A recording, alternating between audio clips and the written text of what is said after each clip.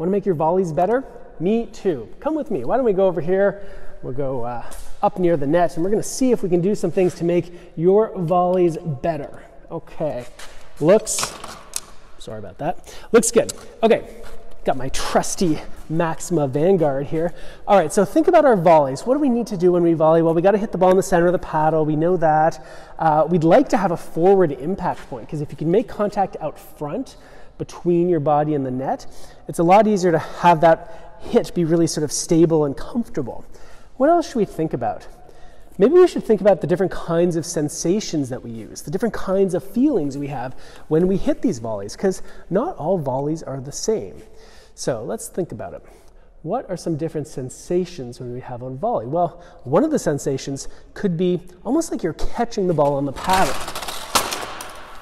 Oh dear. As I was saying, one of the sensations could be almost like you're catching the ball on the paddle. This is really great when you're trying to absorb the speed of the oncoming ball. So let's say your opponents just drove it at you hard and you want to absorb the speed and you want to catch it. It's a catching sensation. And sometimes people call this blocking, but I like to think of it as catching, because blocking to me sounds too rigid, too stiff.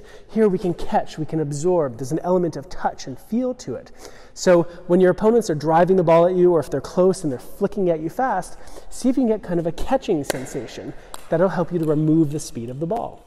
There's another sensation that's really important, and when you receive a ball that's a little bit slower, that's not super challenging, sometimes you want to attack it with speed. And in this case, we use what we call a hitting sensation. Sensation has a little bit more acceleration to it. It's almost like you're high-fiving your friend, but like you're really pumped up about it. It's not a gentle high five, it's like a real hit. Requires a certain looseness here in your hand and wrist, because if this is really rigid, it becomes hard to get that acceleration.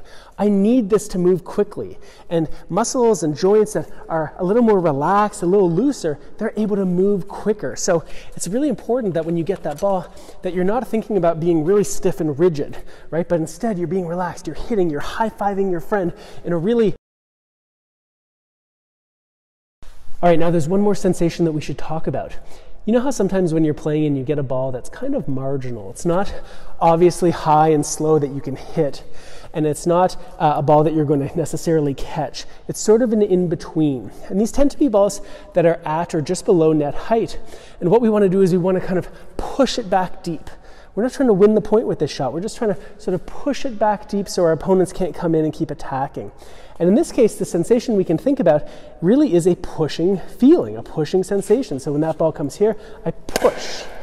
Here on the back end, I push. And this pushing sensation of going forward, it'll often have a little bit of topspin to it, where you're going up the back of the ball as you hit.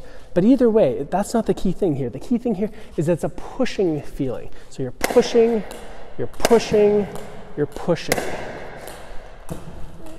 And so if you can become really good at using these three different sensations, catching, hitting, and pushing in different situations, you're going to be a pretty good volleyer.